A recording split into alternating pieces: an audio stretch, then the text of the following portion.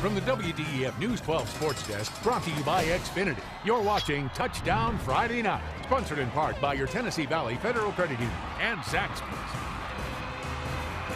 At the rate Central's defense is going this year, Bama's Nick Saban might show up to grab some tips. The defensive-minded Saban would have to be impressed by what the Purple Pounders defense has done so far this season. In 4 games, Central hasn't given up a touchdown. Could they keep the streak going against Red Bank? Purple Pounders fans ready to see the defense pound the Lions, but the Lions were pretty nasty on defense too. Sean Caldwell corrals Scott Morgan and slings him to the turf. Red Bank forces a punt, and DeMarcus Rivers blows in for the block. Loose ball. Who wants it? Pick it up. Pick it up. Pick it up. Finally, the man who blocked it will scoop it and score. Rivers doing all the work as Red Bank goes up 7-0. Then here comes that Central defense. Brian Billingsley snuffs out the pass over the middle. He returns it 22 yards to the Red Bank 37-yard line. First snap for Central. Morgan hangs it up there for Trey Tiller, who wins the jump ball, a 24-yard pickup. Central gets on the goal line where Morgan will follow the big fellows into the end zone to tie the football game at 7. But Red Bank had their way with that Pounders defense. Lions rolled away 37-7 victory. County clash, Eastridge and Brainerd. We picked this game up at halftime as the Pioneers introduced 16 into their high school Hall of Fame. Fourth quarter, Brainerd down 6-0 when the quarterback hands off to Ladaquius Word for the touchdown. But Eastridge, they would not be held down for long. JoJo Tillery.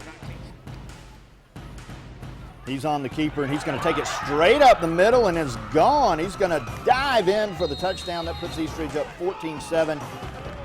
Next series, it's JoJo again. And he's going to use his quickness, and again, gets up the middle of the Panthers defense. Brainerd getting a little rough out of the play. That draws a flag, and that moves Eastridge a little closer to the goal line. Tillery this time is going to hand off to Charles Carruthers for the diving touchdown, but Brainerd would fight back and comes away with a thrilling 29-28 victory. Taking a look at the scoreboard, it was McCallie with a 1-point victory over Bowling Green of Kentucky, 21-20. That snapped Bowling Green's 48-game win streak, by the way. Oh, wow. There you go. McCallie with the big win. South Pittsburgh gets by Whitwell by a single point, 29-28 elsewhere. It was Lookout Valley blown out by Marion County 55-8, and Northwest Whitfield gets by Dade County 25-12. Ringgold endured a long road trip last week, losing 35-0 to Adairsville. Yeah, the Tigers were no doubt happy to be back home this evening to tackle Gordon Central, who is 0-3 on the year. Homecoming for the Tigers. They get off to a little bit of a sluggish start in this one. Ringgold going to give the ball to D.L. Goins, and Goins is going to be without the football. Fumbles it away to Gordon Central, but Central cannot capitalize. So the Tigers get some wise words and wake up on their third possession.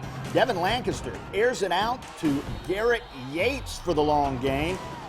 A couple of plays later, D.L. Goins. He's Goins to make up for his miscue, and this time he's Goins to the end zone, and we could do this all night if we want to. 7-0, Ringgold on top. Then like this random grouping of birds or bats. I thought it was cool. The Tiger defense swarms. Where are they Goins? I don't know where they're Goins at all. Snuffing out this play are the Tigers enforcing the punt. Devin Lancaster goes back to work over the middle to Ethan Dalton. And Dalton's going to break a tackle, nearly takes it the distance. Ringgold about to get the board on the board again, but first, let's take a selfie.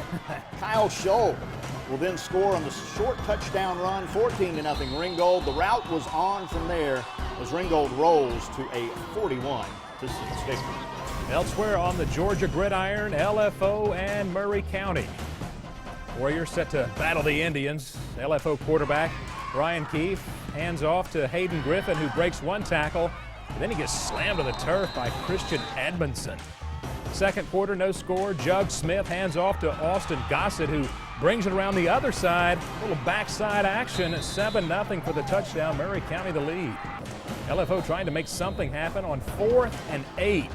Keefe to Maslanik. He tries to get the first down on the play. It's going to be like the Georgia-South Carolina game. Is this a first down or not? Let's pull it out.